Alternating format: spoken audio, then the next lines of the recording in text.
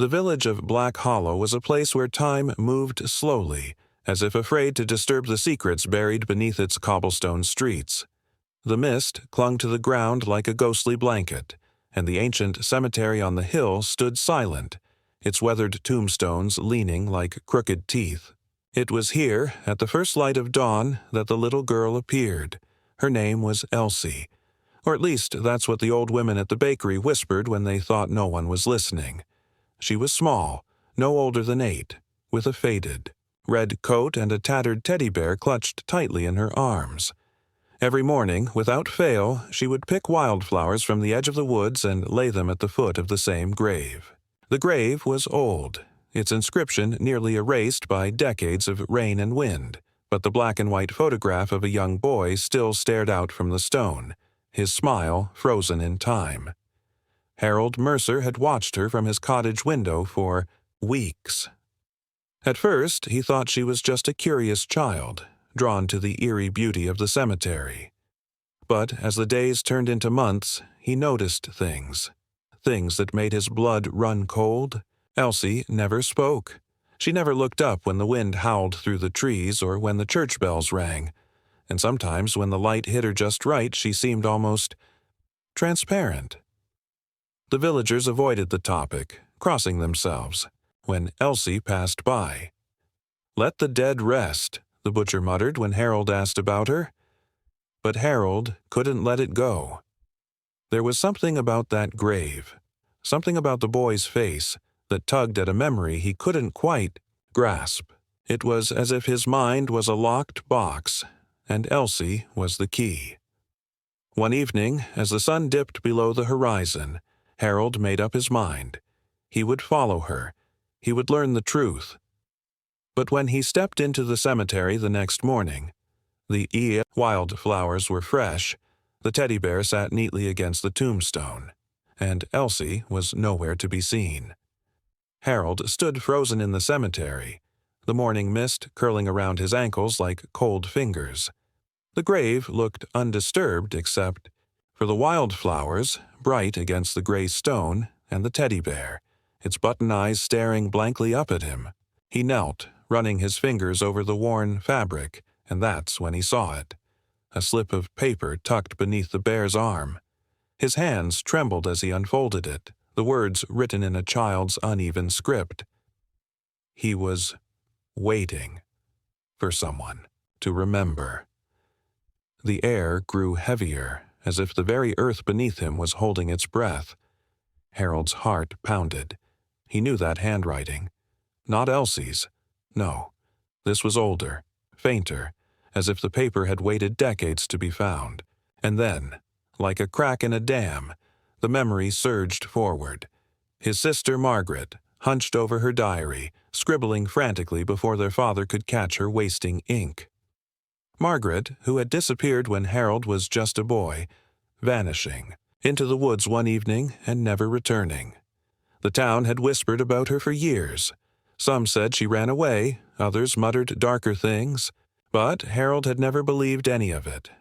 Until now. Clutching the note, he stumbled back to his cottage, his mind racing. The boy in the grave, Isaac, the records would later tell him, had died in 1945, the same summer Margaret disappeared. That couldn't be a coincidence. The library's archives were thick with dust, the newspapers brittle as dried leaves, but Harold combed through them all, his fingers leaving smudges on decades-old headlines. Local. Boy found deceased in Black Hollow Woods, one read. Foul. Place suspected. Another, smaller clipping mentioned Margaret's name. Girl questioned in connection with tragedy. But the story ended there. The Mercer family had buried the scandal along with their daughter's memory. Harold's throat tightened. He'd been just a child then, too young to understand why his parents refused to speak Margaret's name, why they'd packed up and left Black Hollow under cover of night. Now, the pieces were coming together, and the picture they formed was one of guilt, grief, and something far worse. That night, Harold dreamed of the woods. In the dream, he was small again, chasing Margaret's laughter through the trees. She was leading him somewhere, her white dress flickering between the branches like a moth. But when he reached the clearing, it wasn't Margaret who turned to face him. It was Elsie, her eyes wide and sad. "You have to finish it," she whispered. And the ground beneath him crumbled, plunging him into darkness. Harold woke with a gasp, his sheets damp with sweat. Outside his window, the first light of dawn tinged the sky pink. And there, at the edge of the cemetery, a flash of red. Elsie was back. The moment Harold saw the flicker of Elsie's red coat. Between the gravestones, his body moved before his mind could catch up, his old bones protesting as he stumbled out the door, the morning air sharp in his lungs. She was kneeling again, her small hands arranging the wildflowers with a tenderness that made his chest ache. This time, he didn't hide. He stepped forward, the crunch of frost under his boots breaking the silence, and Elsie's head snapped. Up. For a heartbeat, her eyes locked onto his, and Harold felt the world tilt. They weren't a child's eyes. They were ancient, hollow, brimming with a sorrow that no living person could carry. Then, like smoke in the wind, she was gone, vanished into the mist as if she'd never been there at all. All that remained was the teddy bear, slumped against the grave, its stitching frayed and one thread dangling loose like an unraveling secret. Harold reached for it, and this time his fingers brushed something cold and metallic beneath the stuffing. A key. Rusted, tiny, the kind that might fit a key, diary, or a music box. Margaret's music box. The memory slammed into him with the force of a train, his sister's most prized possession, a delicate thing with a ballerina that spun to a lullaby their grandmother had hummed. Their father had locked it away after she disappeared, calling it foolishness. Harold had forgotten it existed, until now. The key burned in his palm as he rushed home, his mind racing. The attic, that's where it would be, if anything of Margaret's had survived. The ladder groaned under his weight, the dust so thick it choked the air as he shoved aside trunks of yellowed linens and broken clocks. And then he saw it. A wooden box tucked beneath a moth-eaten quilt, its surface carved with vines and initials. M.M. Margaret Mercer. His hands shook as he fitted the key into the lock. It turned with a click, the lid creaking open to reveal not a ballerina, but layers of folded letters, a child's sketchbook, and, beneath it all, a single photograph. Margaret and a boy with tousled hair and a gap-toothed grin, their arms slung around each other in front of the old oak tree that still stood at the cemetery's edge. Isaac. Harold's breath caught. The sketchbook fell open to a page smudged with frantic charcoal, a drawing of the woods at night, the trees twisted into grasping hands, and between them, a shadow with too many eyes. Scrawled in the margin, Margaret's handwriting. He says, "It's not safe to play here anymore." The floor seemed to drop beneath him. Harold had spent a lifetime burying the past, but now it was rising, hungry and relentless. Margaret hadn't just known Isaac, she'd been afraid for him.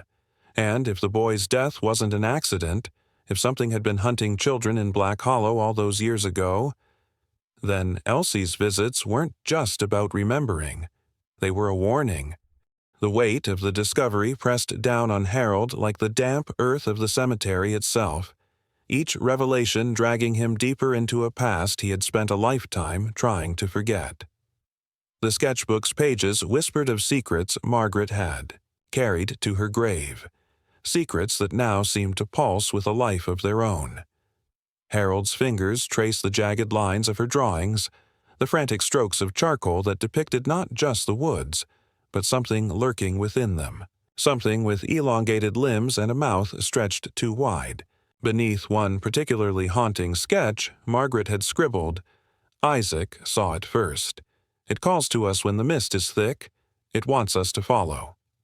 The words sent a chill down Harold's spine, not just because of what they implied, but because he realized with dawning horror that he had heard those words before, not from Margaret, but from Elsie. In his dreams, her voice echoed the same warning, the same fear. The pieces were connecting now, forming a picture so unsettling that Harold's hands trembled as he flipped to the last page of the sketchbook. There, in smudged, hurried lines, was a drawing of the cemetery.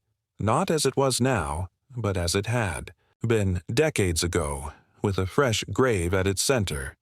Standing beside it was Margaret, her face blurred as if she had been crying, and beside her a shadowy figure with its hand resting on her shoulder. The caption beneath was barely legible. The pencil strokes dug deep into the paper as if etched in desperation. "I have to go with him. He says it's the only way to keep Isaac safe." Harold's breath came in short, ragged gasps. The implications were too monstrous to fully grasp. Had Margaret been led into the woods by something, or someone, that had taken Isaac first?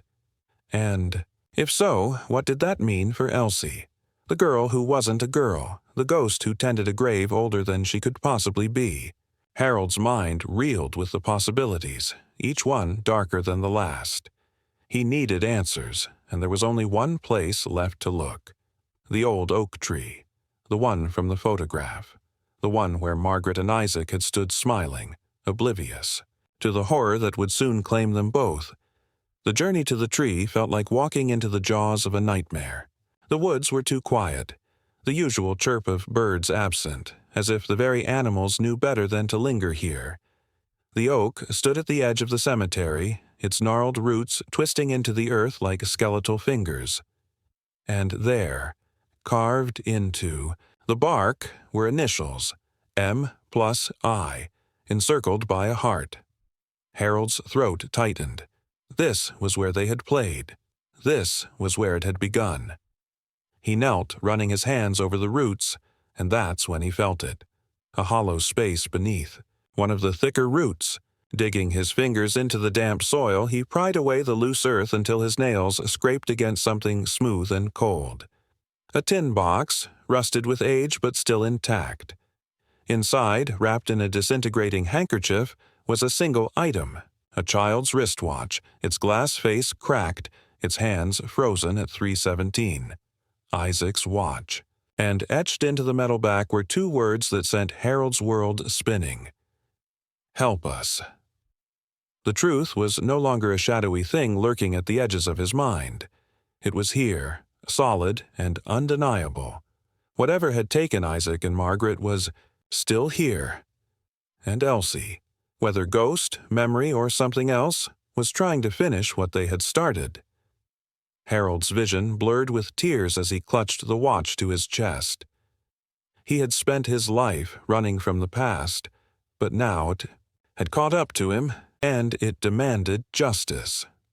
The watch in Harold's hand felt heavier than any object had a right to be, as if it carried not just the weight of time, but the burden of unanswered cries that had echoed through decades. The cracked glass reflected his own face back at him, an old man with watery eyes and trembling lips, a face that had spent too many years looking away from the truth. The initials M+EI carved into the tree, the desperate plea for help etched into metal. None of this was coincidence. It was a trail of breadcrumbs left by the dead, and Harold was the only one left to follow it. The wind picked up, rustling, the leaves with a sound like whispering voices, and for a moment he could almost hear Margaret calling his name, the way she used to when they were children and she wanted him to join her in some secret game. But this was no game.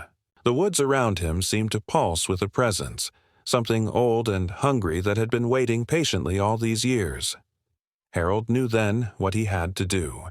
He had to go to the heart of it, the place where Isaac had been found, where Margaret had last been seen, the clearing deep in the woods that the villagers still avoided, the place they called the Hollow's Maw. The path was overgrown now, the trees pressing in on either side like sentinels guarding a forbidden secret. Harold's knees ached with every step, his breath coming in labored puffs of fog, but he pressed on, driven by a need to understand that outweighed his fear. The deeper he went, the colder the air became, until his fingers were numb and his breath hung in icy clouds before him. And then, suddenly, the trees gave way to a small, circular clearing, a place where no grass grew, where the earth was packed, hard and lifeless. This was it, the place where Isaac's body had been discovered, the place where Margaret had vanished. Harold's foot struck something half buried in the dirt, and when he knelt to brush away the soil, his stomach lurched. A small porcelain doll's face stared up at him, one eye cracked, the other missing entirely. Margaret's doll. She had carried it everywhere as a child, clutching it to her chest during thunderstorms, whispering secrets to it when she thought. No one was listening. To find it here, after all these years, was like a punch to the gut. Harold's vision swam as he cradled the broken toy in his hands, and that was when he felt it. A shift in the air, a pressure against his skin as if something had stepped closer. When he looked up, Elsie was there, but she was not the same girl he had seen in the cemetery. Her red coat was tattered, her skin pale as moonlight, and her eyes, those impossibly old eyes, were filled with a sadness so profound it made Harold's heart ache. She didn't speak, but she didn't need to. The message was clear in the way she extended her small hand toward the far edge of the clearing, where the roots of an ancient oak twisted into the shape of a doorway. Harold's breath caught. He had seen drawings like this in Margaret's sketchbook. The trees bent into unnatural arches, the spaces between them too dark, too deep. He was waiting for someone to remember, the note had said. And now Harold understood. Isaac and Margaret hadn't just died. They had been taken, and whatever had taken them was still here, waiting in the dark. Elsie's form began to flicker, like a candle fighting against the wind, and Harold knew his time was running out. If he wanted to free them, if he wanted to end this, he would have to step through that doorway. He would have to face the thing that had haunted Black Hollow for generations.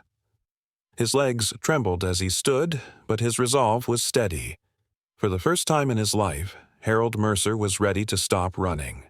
The moment Harold stepped toward that twisted arch of roots, the air thickened like syrup, pressing against his skin with an almost physical resistance that made each breath feel like swallowing knives. The doll, still clutched in his hand, seemed to grow heavier, its broken eye socket staring up at him with a silent accusation. "You left us here. You left us to die." And though every instinct screamed at him to turn back, to flee this place where even the sunlight seemed afraid to linger, he forced himself forward. Elsie flickered beside him, her small hand now gripping the edge of his coat with a strength that belied her ghostly form, her fingers cold as winter soil through the fabric. The roots loomed closer, their gnarled surfaces pulsing faintly as if something beneath the bark still lived and breathed. Harold reached out, his palm hovering inches from the darkened gap between the roots, and the temperature plummeted so abruptly his teeth clacked together. A sound seeped through the silence then. Not from the clearing, not from Elsie, but from somewhere beyond the archway. A child's laughter. Margaret's laughter. The memory struck him like a blow. His sister at 7 years old, spinning in. Their backyard with her arms outstretched, her dress flaring as she giggled up at the sky.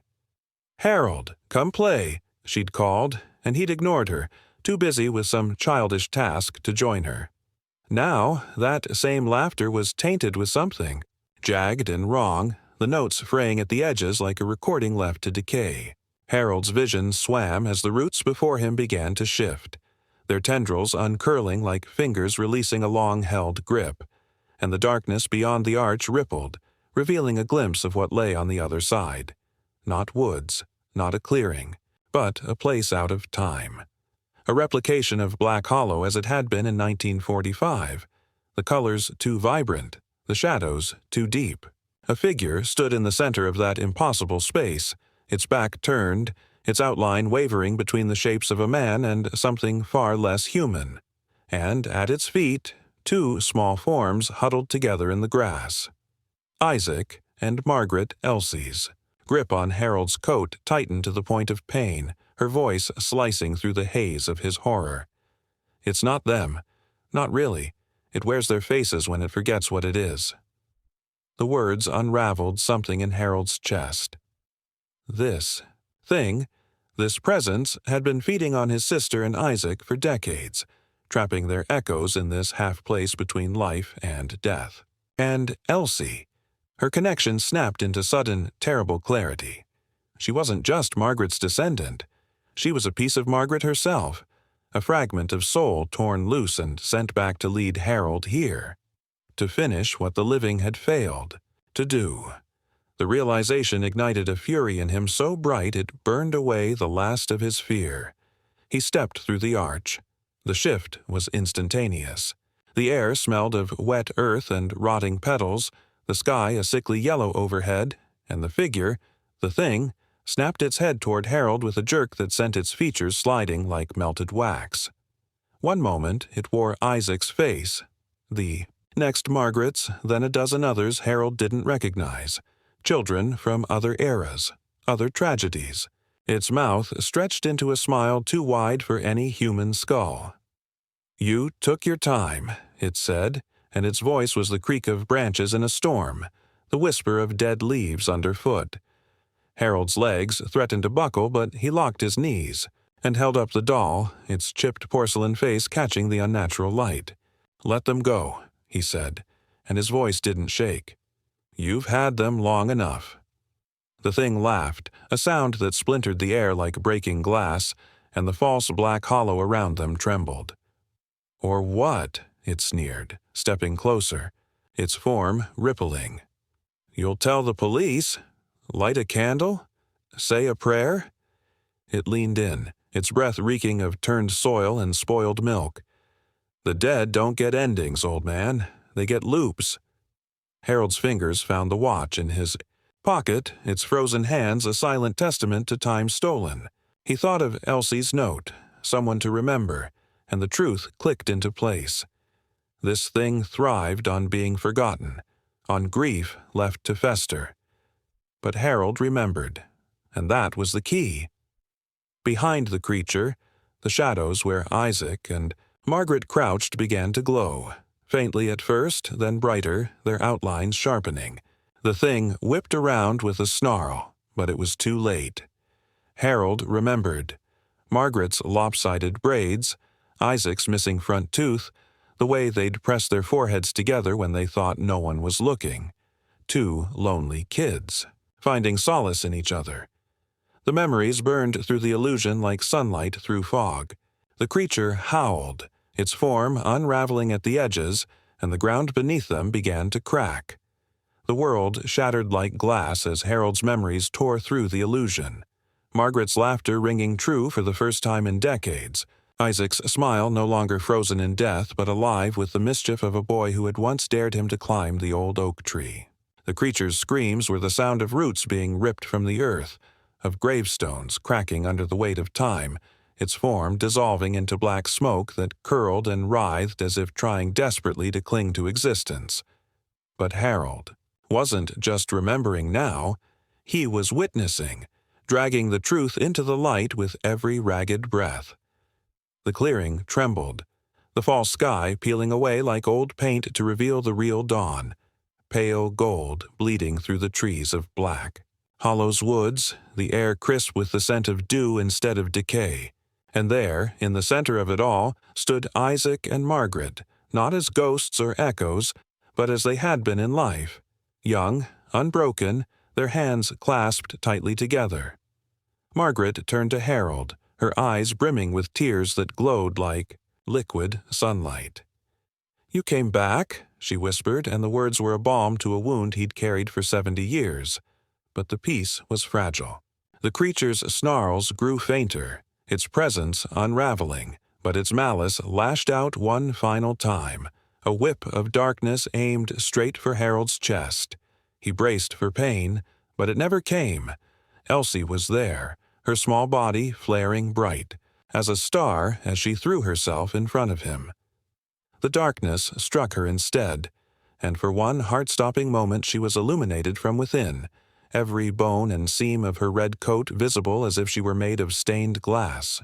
Then, with a sound like a sigh, she shattered into 1,000 shards of light. Harold cried out, reaching for her, but the light didn't fade. It flowed, swirling around Isaac and Margaret until the three of them were indistinguishable, a constellation of memories and love and unfinished goodbyes. The last tendrils of the creature's presence withered, its final scream fading into the wind as the clearing fell still. When Harold blinked, he was on his knees in the real Black Hollow woods, the morning sun warm on his back, the doll and watch clutched to his chest. The arch of roots was just a tree again, the clearing ordinary, the shadows harmless. But in the grass before him, 2 new wildflowers had bloomed, one white, one blue, their petals pressed together as if in embrace. He knew then that they were free. The village would never fully understand what happened that day. Harold installed a new tombstone beside Isaac's, Margaret's name carved beneath his with the dates they should have lived. He planted roses, her favorite, and every morning he brought fresh wildflowers, though he never saw Elsie again. But sometimes, when the mist rolled in just before dawn, he'd catch a flicker of red from the corner of his eye, or hear the faintest echo of laughter on the wind. And on the anniversary of Isaac's death, when the veil between worlds was thinnest, the villagers would swear they saw a little girl in a red coat kneeling by the grave, her teddy bear beside her, just for a moment, just until the sun rose, and she faded with the night. Black Hollow's secrets were laid to rest at last, but the remembering, the loving that remained. And that, Harold knew, was the true ending. Subscribe and press the bell icon so that you never miss the amazing video.